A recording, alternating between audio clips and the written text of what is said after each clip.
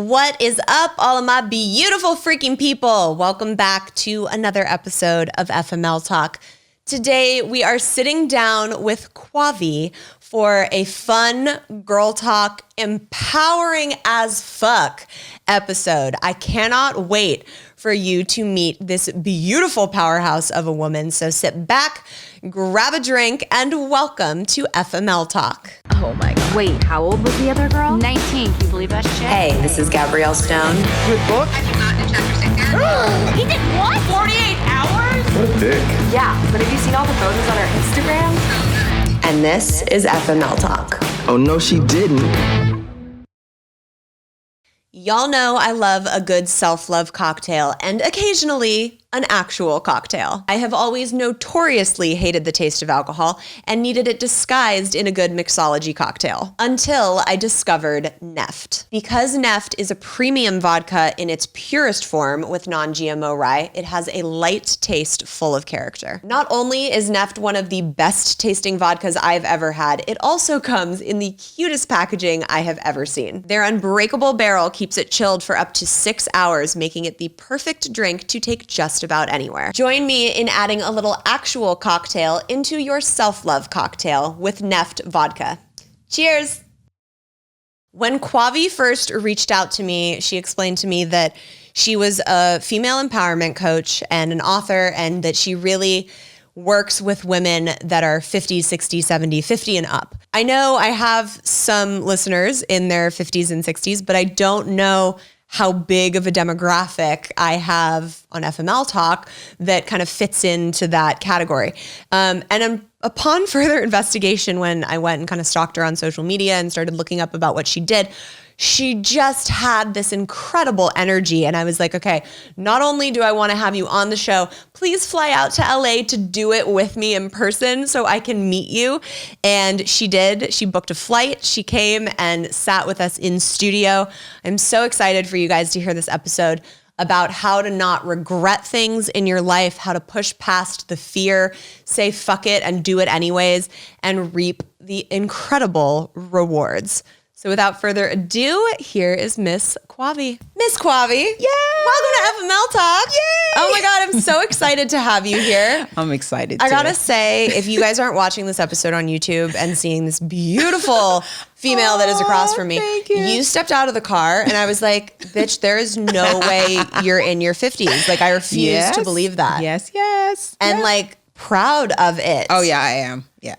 I mean, if I look nearly as good as you will. You work in my out. You do all 50s, this I'll stuff. fucking kiss the ground I'm walking on. You will. I love it. So for everyone that doesn't know you, give us a little bit of backstory on who you are, what your deal is, where you came from. All right. So my name is Kwavi. I'm a life coach for women 50 and over. And my goal is really to empower women to live their best lives in their 50s, 60s, 70s, and beyond. I know society kind of gives, frowns on older women. They just do that. But I just want to let women know that, you know what, that doesn't have to be your story. You can go ahead and decide, you know what, I am going to live my best life on my own terms without any apologies. And that's my goal. And also, too, I know we live in a very youth-obsessed society. Yeah. And so my goal is we can be examples for the younger women. They can be like, oh, okay, I guess we have something to look forward to, because right now they're just thinking, okay, they're going to be young forever. But guess what? That's not what's going to happen. And there is more to that. And so that's my goal. Like, I really want to inspire women to live their best lives on their own terms with no apologies. I love it. I love it. Even for me, and obviously this is so different because you're talking about when you're still younger. But when I went from 20s to 30s, a lot of people have a lot of fear, like, oh my God, I'm turning 30 and it's like the scariest, worst thing ever. It's true. And I was excited about turning 30. My 30s have been kick fucking ass compared to my 20s. Yeah. And I think there's, some beauty and empowerment in getting older, and you're becoming so much more of yourself. And when you can do it gracefully and look at it with an excitement instead of a dread, there's a lot of beauty in that. Yeah. But the thing is, I don't know why society frowns on that. They look at the youth and like, this is the best thing ever. You can do all of these things. And that's true. But that doesn't mean as you get older, you still can't do a lot of those things. You still can. Yeah. Yeah. And, I think especially growing up in Hollywood and being in Los Angeles, I'm sure. there's so much of, every other billboard you see driving around is plastic surgery or liposuction or, freeze the fat or Botox. It's really, really pushed in your face. And, I think it's starting to be better because, influencers, celebrities, public figures, whatever, are being more open about the fact that they're like, yeah, I get fucking Botox, or yeah, I do this. So it's making those images that we see all day on Instagram and wherever, not feel so like, oh, that's not attainable, or, oh, I'm not good enough, or, oh, I'm not pretty enough, or I'm not young enough, or whatever. It's at least kind of peeling back the curtain to be like, no, they look that good because they're paying for it. Right. Yeah, exactly. And everyone doesn't look like that. And that's okay. Right. Right. But I think when you see all those images constantly, you begin to believe that that's it. That's the standard. But that's not really the standard for beauty. It really isn't. No, I think that first of all, the standard for beauty comes within.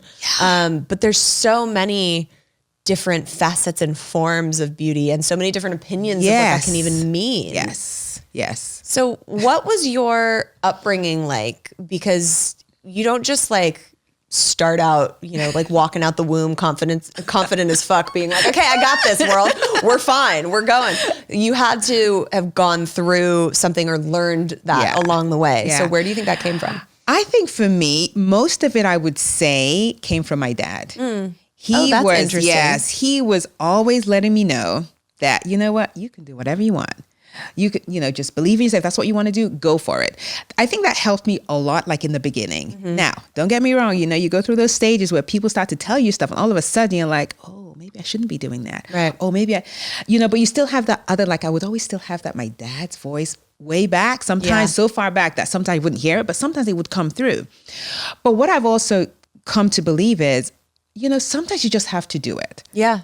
Because, everyone's going to have their own standard. And you get to a point where you realize, okay, who's telling the truth? Right. The truth is within you. And that's what you have to own your truth and decide, okay, this is what I'm going to do. Because you keep on, contorting yourself into different shapes to fit in other people's ideals and expectations. And guess what? There's always going to be someone else with something else. Yes. And so what happens? You get exhausted. Yeah. And all of a sudden you're like, you know what? I'm tired. I got to a point where, in my early 20s, I'm like, I'm tired. I still remember, I was probably maybe 21. And when I turned 18, I became a vegetarian. And so I was really into all of this. And my friends were laughing at because I was in college. They're like, seriously, you want to do this? I'm like, yeah. And then I was all into drinking water. I wasn't drinking the fizzy drinks and all that. And I was in England at the time. I was wondering where the accent came so from. I was England and Nigeria. And so what happened was, at one point, people started telling me, well, you really should gain a little weight. You're looking a little bit too skinny. And guess what? I started believing that. And I now started feeling, kind of awkward about the way I looked. But see, this is how it starts. You hear the statements over and over again. And then all of a sudden that becomes your truth. Yeah. Even if it isn't really your truth. Well, and especially in today's world where we're in this toxic environment of social media. I can't tell you when my TikTok videos go viral, the amount of men that comment on them, it'll be like, you're too skinny or you're fat or you have no ass. And I'm like, I have a massive ass. I used to get teased for it in middle school. What are you talking about? Or your fucking lips are too small, or it's something insane. First of all, the audacity people have to comment on someone else's that they don't know appearance. Exactly. But it's become so heavily experienced in our world today, where anytime you open up a fucking social media app, there's someone chirping off at some part of your appearance or your age or your, it's insane. So it's how do we filter all of that out and not allow it to become parts of our story or parts of who we are. Right. And that's the struggle sometimes. Because for me, because I have done this so many times, now when people say, I just find it funny. It's just amusing to me. But I also know there are lots of women, at least I know in my age group, that are like, I'm not going to do another video. Yeah. No, it's very damaging for a lot of people. I can't do this anymore. Yeah. And I think especially for older women. I mean, I think it happens to everyone, but I think older women, we get it like a lot. Yeah. They're like, why are you on social media anyway? Right. Like, you shouldn't even be on here. Girl, I get that, and I'm fucking 33, and there will be men on my videos being like, "You're washed up and divorced. Go home." Like, I'm like, do you know how much money I'm making on this app? Thank Fool, you. shut the fuck up. Thank you. Exactly. Like, what? I mean, and like you said, who gives them the audacity to say that? Right. Like, really? Right. But, you know, Like, we who have raised to change you? it. And We have to let you know that change this it. was okay. So what do you tell someone who is on the, the side of being really negatively affected and not able to shake that off? How do they kind of push through that and not let it affect them in such a way? Yeah. And so what are the things I always ask them? Like, why are you on this app? Like, really, like, what's the main reason? Right. And for a lot of them, they really want to spread, for a lot of them, they're really spreading information that helps other people. Yeah. They're real. And so for them, I'm like, okay, so if that's the real reason, you have two choices here. Do you want to go out there and put the information and know that you're impacting some people out there? Or do you want to put it out there and focus on the one or two people, maybe three people that are going to give that negative view? Like, think about this. There are people that are going to be prevented from listening to your amazing message because of these two or three people. Yeah. And so what is it that you really want? And most times when you get out of your head, because really we get in our heads, that's why we do this. Yes. Once you get out of you take yourself out of the way and realize that you are spreading information that's going to help people, that can kind of help you get back into it. And it's still a struggle, but once you focus on who you're helping, it makes it so much easier. Big time. I always say the percentage of fear or haters or negativity that comes out is so small in comparison to the amount of people that what you're putting out there can help and who it can reach. You have to zoom out and have the perspective of like, okay, it's such a minimal. It is. And opinions are like assholes. Everyone's going to fucking have one at some point. Everyone. And guys, the block button on these apps, it becomes almost joyful. Like normally I would get, a couple comments here and there and I'd be like, whatever, it's helping my algorithm. I'll let it stay. Now I'm like, I don't need it. Block into the ethers of the internet and you never see him again. That's like, it. It's amazing to be able to do that. It's nice that we have that option, like block, boom, move on. Goodbye. Fairy godmother away. So let's talk about regret. Yeah. Because that's such a thing that people, I think, fear. It's such a thing that you hear about when you're on your deathbed. Yeah. And you've gotten to the end of your life. That's right. And your life flashes before your eyes. What are the things that you're like, I wish I would have, and I regret this. Right. So how do you, because you talk a lot about in your book and in your work, how to live a regret-proof life. And I love that phrase and everything it offers. So how do we do that? Teach us, Kwavi. Yeah. And so what I really ask women when I meet with them is, what is it that you really want? Like, what are some of the things that light you up? And I always ask them, why are you not doing it? Right. And the common question, at least for the women my age, and maybe even women your age, because sometimes, you hit over 30 and you kind of think it's over. Right. And they say things like, it's too late. And I ask them, okay, what does that mean? Yeah. Like, who is deciding it's too late for you? Yeah. And I always ask them, like, when you get to the end of your life, like, let's project to the future.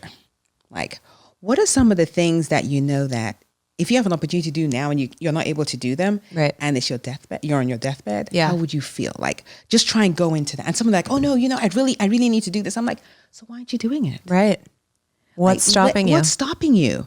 And some of them, it's fear. I'm like, okay, fear of what? That it might not work out. I'm like, okay, guess what? I don't even know if it's going to work out for you. Yeah. But I do know one thing is, if you take steps towards it, regardless of the outcome, it's not something you're going to regret. Right.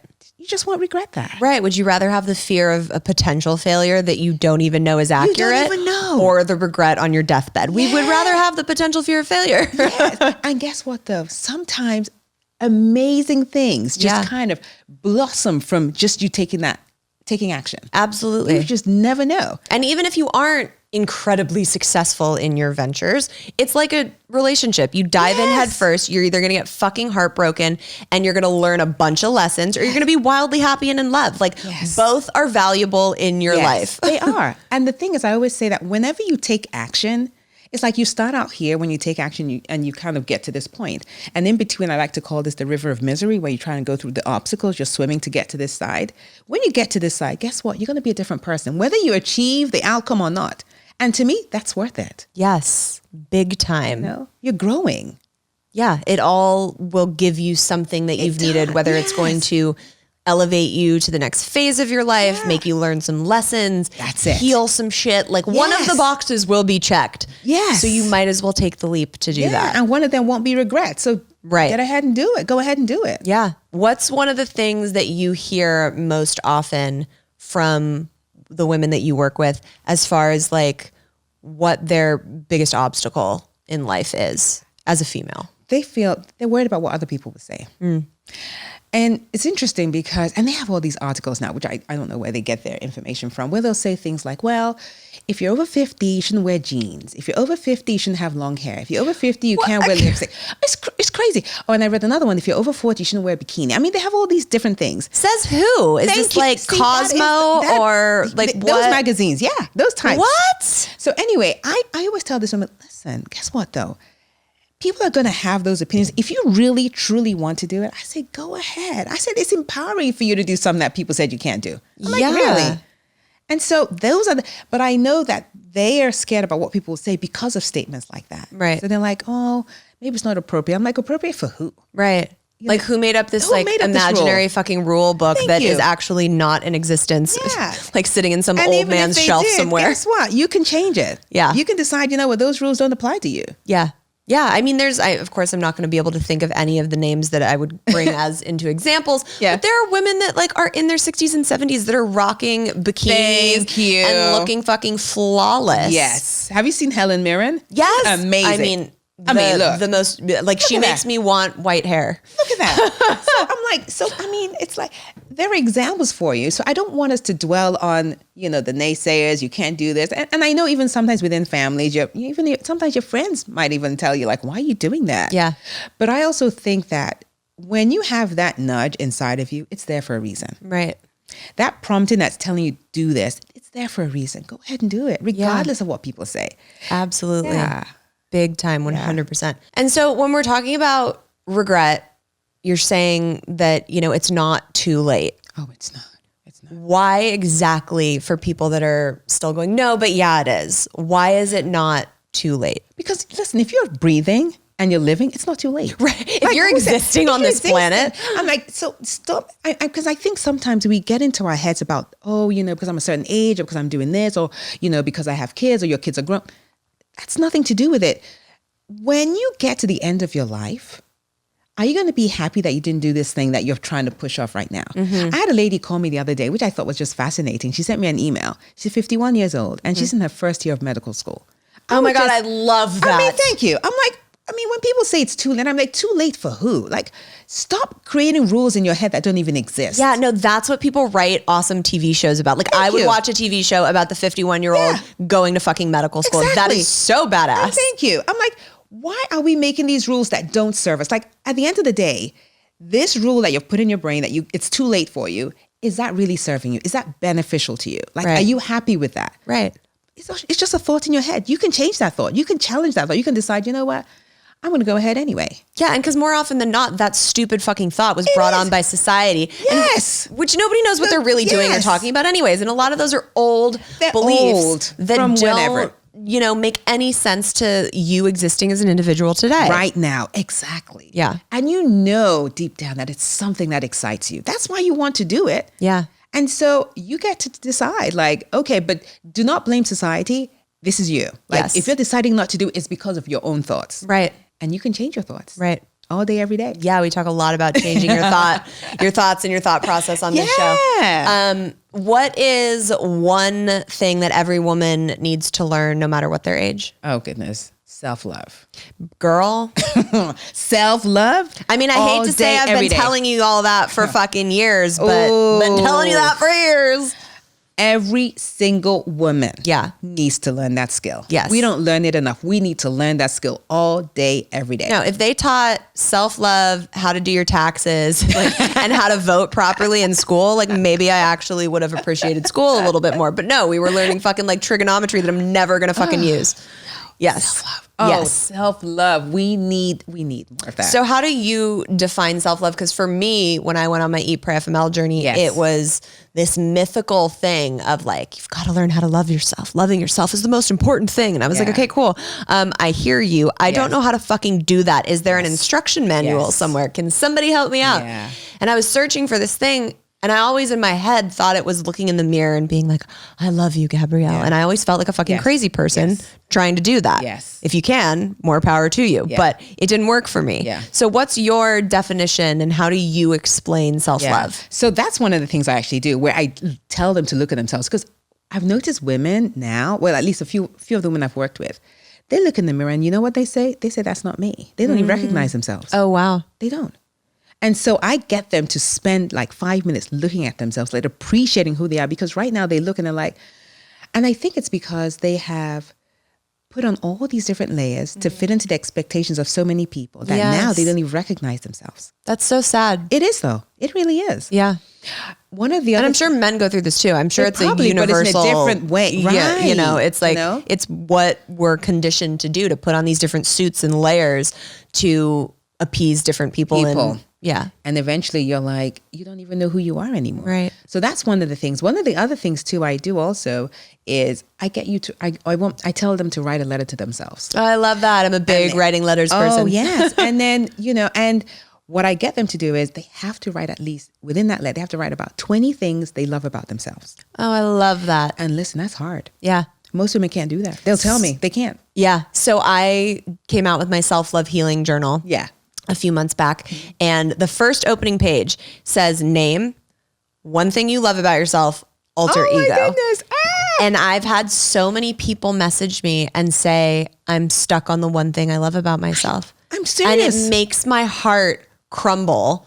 And I'm like, fuck, imagine feeling like I can't name one thing about myself that I love. Because I can give you a list and I'm fucking proud of that list. Exactly. But you have to get into that frame of mind. Most women are not in that frame of mind. Now, guess what though? If you told them to name things they love about their kids, their spouse, their dogs, their best friend, their dogs, seriously, they will ramble and love a list. Yeah.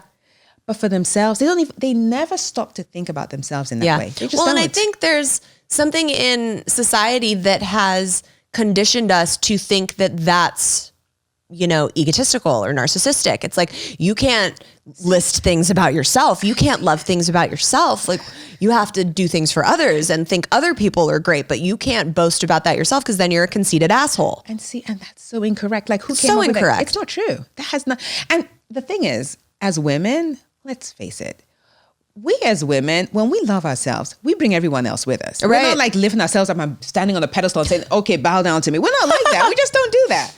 You know, so when we love each other, when we love ourselves, it spills over to everyone else. Yes. You know, and so when we don't do it, you see it in the way we act. We get resentful, we get bitter. Yeah. And we need to do more of that. And it ends up affecting, you know, everyone around, how we treat the people in our lives and what we're able to give to the people in our lives. Yes. Like, if you're not in that alignment with self-love, then you're not showing up for your kids the way you could. You're not showing up for your partner the way that you could.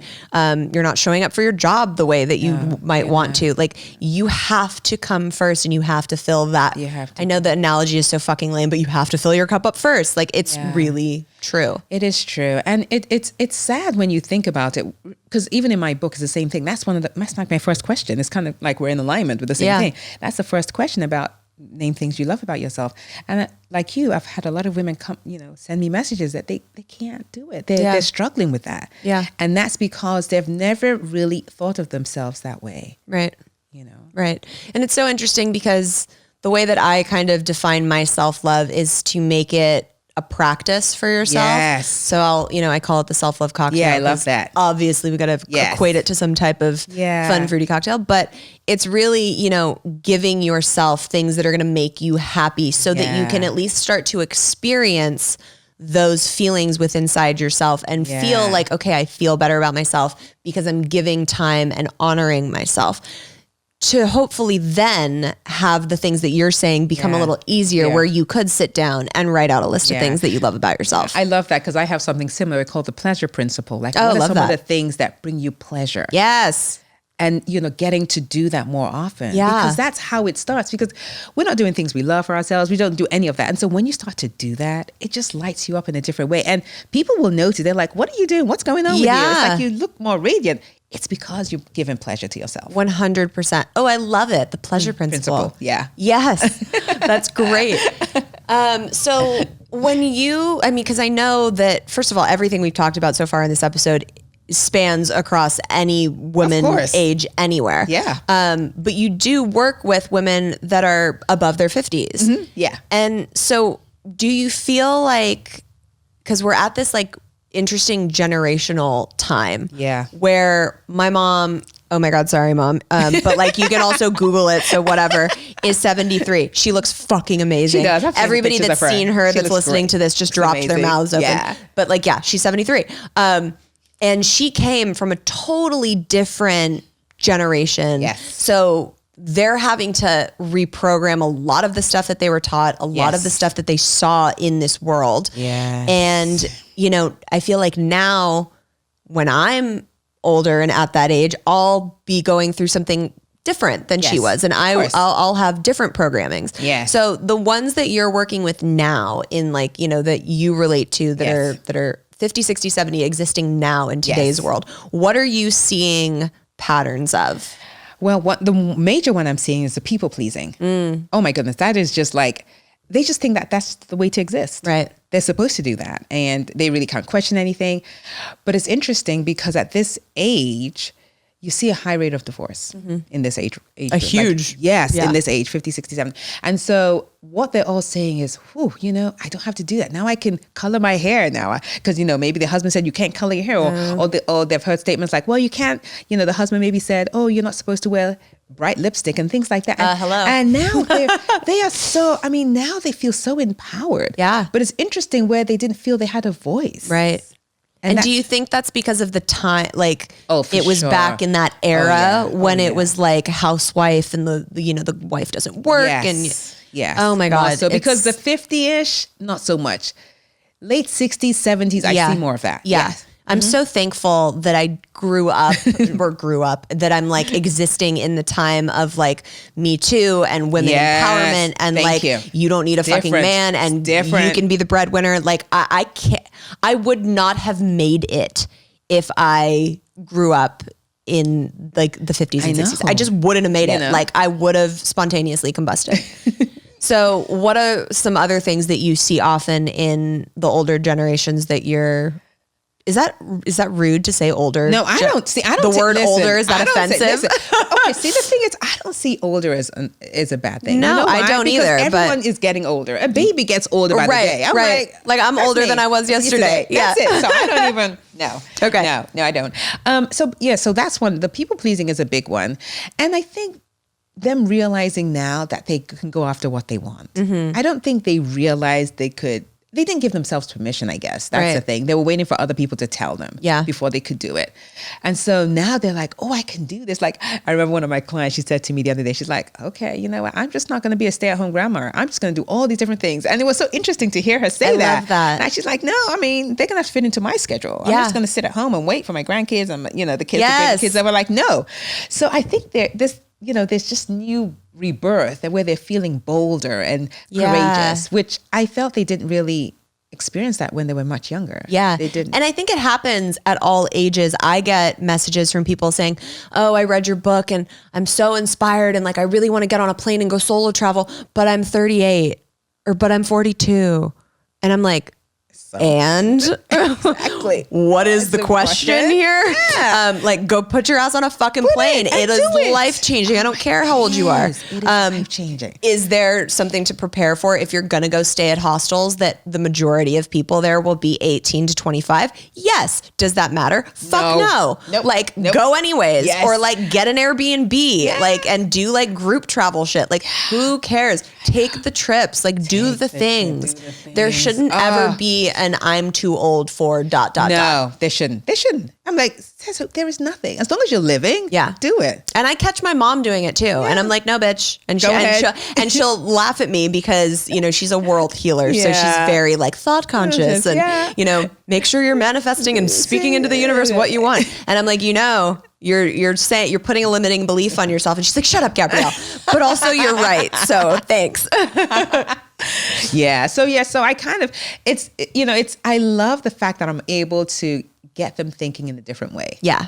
Because they've thought for so long in a certain way. And now, I'm able to ask them questions like, well, so what if that happens? Like, why are you choosing to think that way? Like, Right. Is that really benefiting you? Like, you have a choice. You can keep it, but is it really what you want to keep? Yeah. Is there a client that you've had in the past that comes to mind who's had like a really incredible transformative journey where she started somewhere that was so like limiting and I can't, and ended up somewhere so freaking awesome? Yes. So I have one of my clients. I just smile whenever I think about her. She came in and she's 64. She came in and she felt she was in her words were she felt she was in a dark box. A dark box. She felt that, that there was nothing out there for her. And whenever I would speak with her, she would be in tears. She was always crying. And I had so much belief in her, but she didn't have a lot of belief in herself. But I told her, I said, you know what? I got you. Yeah. I have enough belief in you now. And guess what? When we work together, you're going to start building up that belief.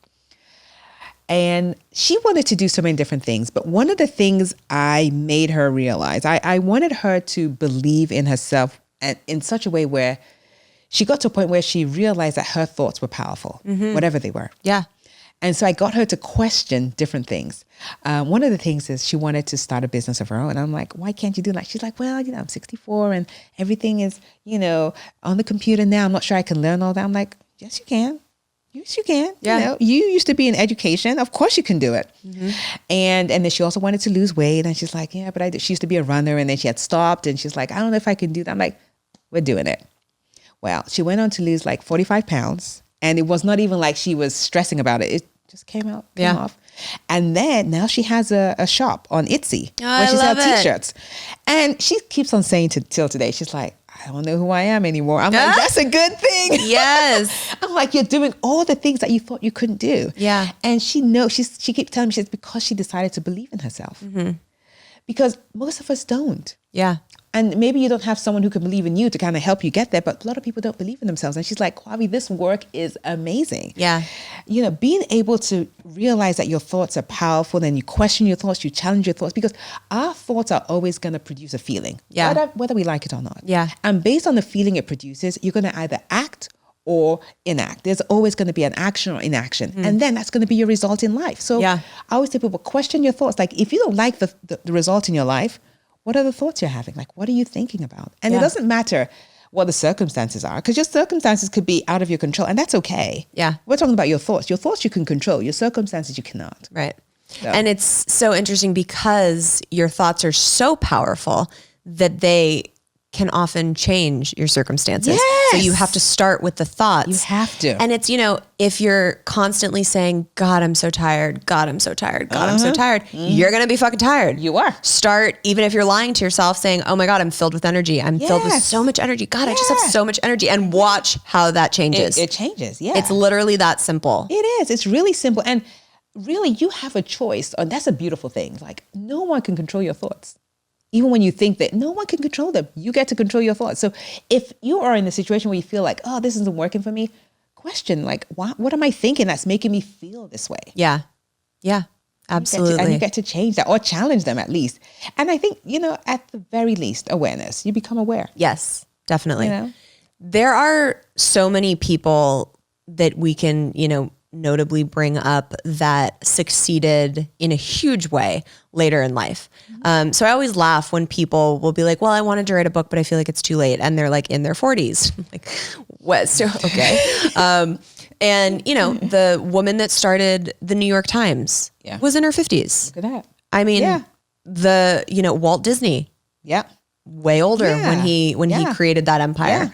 Oprah was told, from a shitty news TV station, like, we just don't think you're that great of a host. Yeah, look at that. Are you kidding? Yeah. And now she's fucking Oprah. So there's always going to be limiting beliefs placed on you from outside sources. Always. There's always, I took Eat, Pray, FML to, the big 5 publishing houses, and one was just like, absolutely not. one said, it's all right, but we need to like tone it down or change it. It's too long. It's a little too much in your face. One was like, we don't see a big enough demographic for it, which is laughable to me. And it was all these like limiting beliefs of like, it's not good enough to be published. And thank God that happened that way, because I know now from working on like publishing versus self-publishing, how little you make on royalties. And I would not be where I'm at if I wouldn't have self-published and gotten that financial benefit from doing it that way. Look at that. So it all happens for a reason, but you're always going to have the people that are like, you can't, you shouldn't, you're not good enough. I mean, I grew up in a fucking industry where every other audition was them saying no, and like something is wrong with you, or like you're not good enough. It's constant. So you have to really get to know yourself and know within yourself that you are not going to compromise on the fact that you A, can do whatever the fuck you want, and B, there's never a time limit on that. I mean, like, yes, if you're in your 40s or 50s, are you going to go play professional football? Probably not. But like, you can go play in a fucking league and still get amazing, Exactly. like really enjoy the experience. But those are few and far between. The things that you're really past the time of, they're very small in the grand scheme of the things that you want to be able to do in life. Yeah. And so just do it. Yes. Listen, the feeling after you've done it is priceless. It's priceless. true. It's it true. Really is. And I think that so often we won't do the things that even like, not even the big grand explorations that people want to take chances on. Even the small things that make us happy, we won't do because of fear of judgment.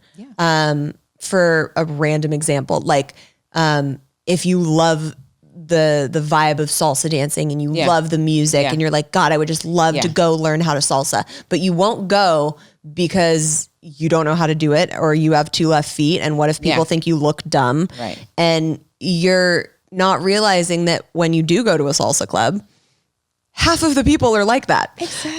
Like half of the people don't know what the fuck they're doing. And they're there. like, the first like couple months I was going salsa dancing, anytime a guy pulled me over to dance, I was like, I'm just learning. I'm sorry. And they were like, shut up. You're doing amazing. Like nobody really gives a shit. It's only you that's going to judge you. Look at that. You have to just like say fuck it and jump out of your comfort zone. Just do it. I'm telling you, it's so worth it. Yeah. It is so worth it. Is there anything in your life personally that, before you started doing all of this empowering work, you put a limiting belief on yourself? Okay. And then you were like, fuck it, I'm going to do it anyways. Let me tell you, after I did the work, I put limiting beliefs on myself. Yes. You're like, it's a human experience. It is a human. Let me tell you an example with my book.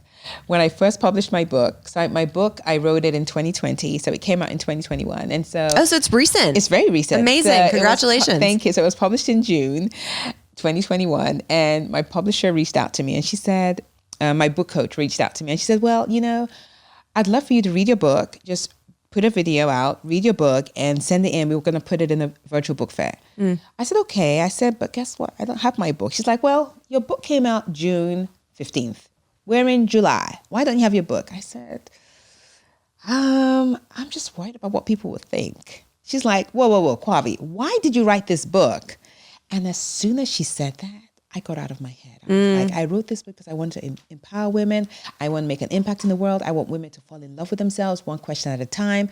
And I went on and on and on.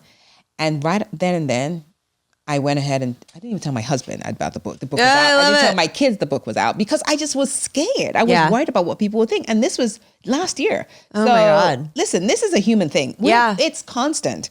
We all have to work on ourselves and get over ourselves, because what's really standing in the way? Ourselves. Right. For me, it was me. I was like, why am I thinking about myself? This book is not for me. Book is out to impact women. Yes. Not me. And so if I decide not to put it out there, look at all the women that would have been prevented from benefiting from my book. Right. Oh my God. So it's a constant thing. Yes. It's an ongoing thing. Yes. So tell me what exactly the book is about. What can people expect when they read it? So it's 50 questions to answer when you reach 50 or over. Oh, I love that. Yes. And I wrote that book because I just saw, so first of all, why I wrote the book was, when I was about 47, I started interviewing women who were already in their 50s because I wanted to kind of get an idea of like, okay, I'm going into this golden age. What should I look forward to? Right, prepare. I was disappointed. 80% of the women I interviewed described themselves as invisible. Oh my God, that's Yes. devastating. And so I decided, okay, let me go research this. It's a thing. Women in that age group actually feel invisible. And I was like, no, I'm not going to, I said, you know what? I'm going to make a difference. Yeah. I am going to help women that are ready. Because, some women want to be invisible. That's okay. But I know there's so many women that are feeling this way and want more. And I was like, I'm going to help them. And that's, one of the reasons why I wrote the book. I'm like, I want to help women realize that they can fall in love with themselves one question at a time, and they do not have to be invisible if they don't want to. I love that. Yeah. I feel like that's it's good for women in their 30s and 40s to read, because then you're like, shit, what questions do I need to have answers to by the time I'm 50? Let me get ready for this. Yeah. And actually, I've had people in their 30s read it. Yeah. And they're like, wow, this is because it applies to anyone. I put 50 just because when I interviewed those women, I was like, whoa, this is a bit too much. It's a theme. I'm like, this is not, no, let's do something about it. Yeah. But anyone really can read it. And it's so helpful. Oh my God, that's amazing. Yeah. Kwavi, you are such a freaking bright light. When you first reached out to me, I was like, I don't know who this is. And I went and stalked your Instagram for a little bit. And I was like, oh my God, she's fucking fabulous.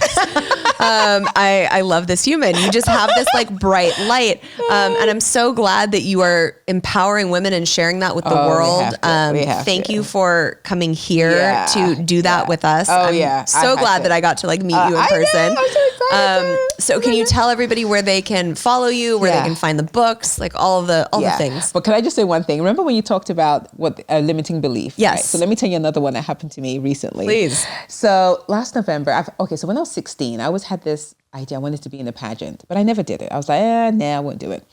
And then last year I had the opportunity, and I was like, okay, all right, Kwavi. I was like, should I do it? And then I decided, okay, I'll do it. So as soon as I registered, fear. Like, okay, Kwavi. I started doing research on pageants, and I found out that most people that enter pageants are white. Most women that enter pageants are young, and most women that enter pageants have short hair. I'm like, Kwavi, what are we going to do? Wait, what? I know. That's so random. What a random fact. I'm like, what am I going to do? But I did it. I ended up, I'm like, okay, Kwavi, just get over yourself. Yeah. You can be an example for what's possible. Wait. You mean long hair? Long hair. Sorry. Okay. Got it. No, I know what you meant, but I wanted to clarify for people listening, because if they're watching on YouTube, they're like, you have amazing short hair. What do you mean? Okay. Yeah. So most women have long hair. And I was like, okay, what am I going to do? But you know what? I'm glad I did it, because I also want to be an example for what's possible. Yeah. I don't want to just go with the standard. And so I did. And then I ended up winning Miss Classic Georgia. Hell yeah, you did. And I'm going to nationals in June. Hell yeah, you are. Oh my God. And this is why you take the fucking leap. That's it. That's why you do it. Yes. That's why you do it. Yes. And I say this because there might be something out there that you might be thinking, because pageants may not be your thing, and that's fine. But there might be something out there that you're like, I want to do it. Should I know? I say, go for it. Go fucking for it. Go for it. Yes, I love it. Amazing. So where they can find me. So you can find me on, I have a website, www.kwavi, Kwavi as in Victor I.com. I'm also on Instagram at Kwavi_TV.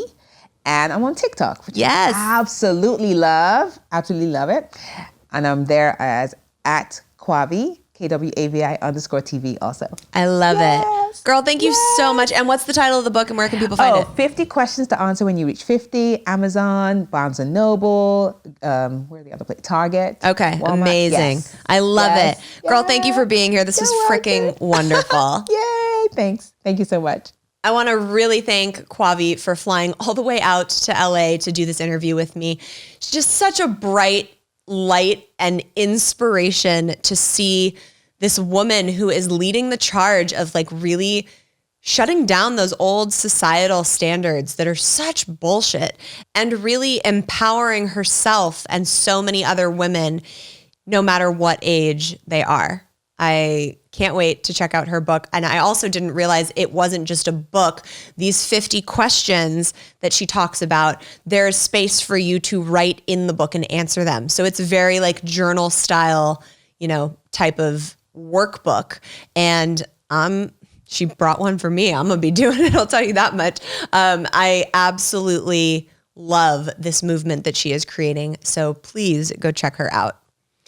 All right, we are going to take a turn now and jump into some of your FML stories. Here's number 1. My name is Kim. I'm from Delaware, and this is my story. I lost my dad to cancer 4 years ago. A year and 20 days later, I tragically lose my mom, watching my mom suffer and lose her life. If that wasn't enough, my boyfriend of 8 years picked drugs over me. My heart has been broken into a million pieces.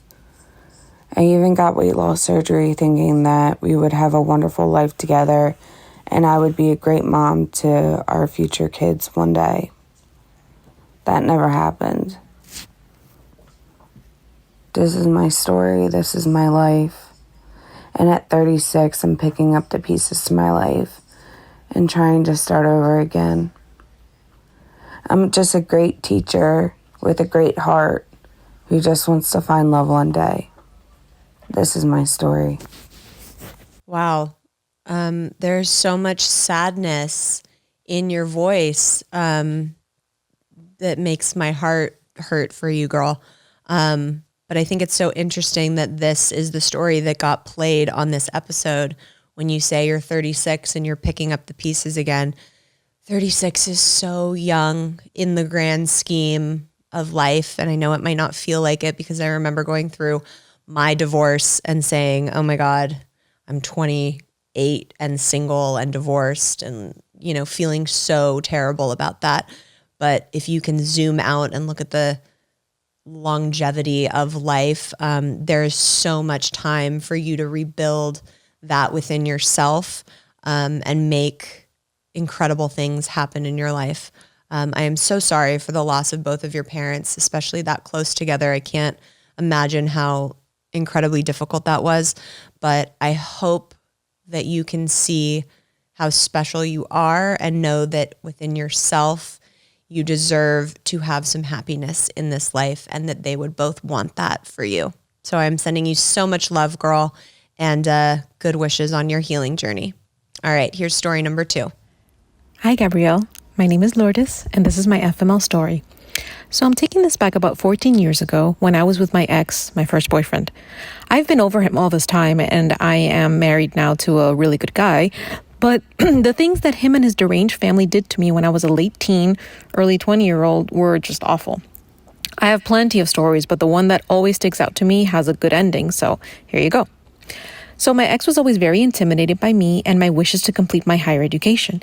He used to make fun of me because I went to a very small, non-popular high school and he went to one of the more well-known private high schools here in Miami. His family just loved showing that off and really loved rubbing it into my face, especially when they knew that that was a sore topic for me because my parents were really strict when I was growing up, and they didn't allow me to go to the high school of my choice. So instead of trying to make me feel better, they really went through great lengths to make me feel like shit about never having had the high school experience that I wanted. But, you know, it's all bullshit now, really. But when you're a teenager, your school is your life and your sense of pride, you know, especially during those sensitive and vulnerable years. Anyways, I ended up going to a good local university after finishing high school and graduating college with my bachelor's degree in psychology with a minor in business. I wanted to continue my education and go to grad school to complete my master's in business. My ex was extremely non-supportive of that because he said I was incapable of succeeding in business if I made that my career because, unlike him, I did not grow up in a family that had a private business, so I don't have enough knowledge and background. I still wanted to pursue that particular path, and I started researching and applying to different business schools. I wasn't able to share any of that process with him because he would constantly put me down and try to discourage me, even saying that I am not smart enough to get accepted into any. Well, I started getting acceptance letters from some business programs, and when I showed them to him, he told me that I had faked them, that those aren't real, or that those were shit schools. Meanwhile, he was enrolled in an MBA program at a local university, and he was really arrogant about it. Anyways, we ended up breaking up for multiple other reasons after being together for about 6 years. You know, he was emotionally abusive. His family loved to put me down. I was treated like a doormat. That's when I can honestly say I started living and thriving. I made a lot of new friends, made stronger connections with my existing friends, and yeah, I was thriving. I also started to slowly tell people my experiences with him and his deranged family and admitting all the abuse I went through and all the put downs. I continued looking at different grad programs and decided to pursue my degree at an in-state university out of town. I quit my job and I took a year or so to complete the program, even spending a summer abroad with the university in France. I had an amazing experience, and that master's degree got me the job in the industry that I am in today. I've worked in 3 major companies in this industry and have always felt immense pride whenever I say where I work. So remember I said that I slowly started sharing with people all the emotional abuse that my ex put me through? When I completed my master's degree, I told my mom about the things that my ex would tell me about not being smart enough to get a master's in business. Well, she wanted to rub it into my ex and his family's faces so much that she actually ended up sending them one of my graduation commemoration cards, one of those little souvenir cards that list your degree and everything in the school. So she sent it to them in the mail. I was so upset because it felt like I still cared about what they thought and that they were still on my mind, even though that wasn't the case. I got over him relatively quickly. But my mom just wanted to be petty and get some revengeful satisfaction, even more so because shortly before we broke up, I had found a letter in his car from the dean's office at the university where he was getting his MBA, warning him that he had been placed on academic probation due to his low grade point average. And unless he somehow raises his GPA, he was going to get kicked out of the program.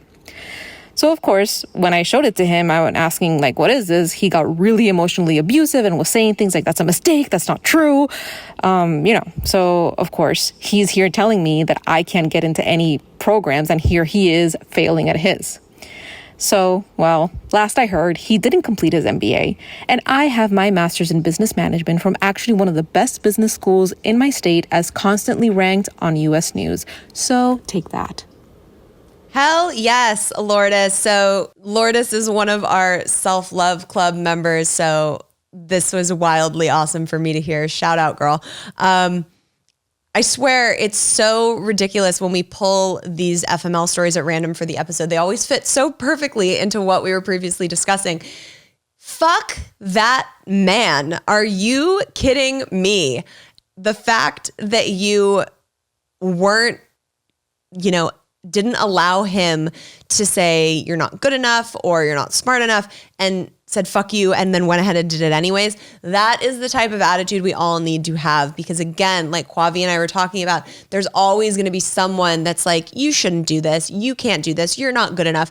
And the best answer to that is a nice quiet fuck you and going ahead and fulfilling your fucking dreams anyways. Oh, that story made me so happy and so proud of you, girl. I'm sending you all the love. As always, make sure you are subscribed so you never miss an episode. Keep up with us on Instagram at FML Talk Podcast. You can watch all the episodes live in studio on youtube.com/FML Talk. And as always, have a self-love cocktail on me, no matter what age you are. Cheers.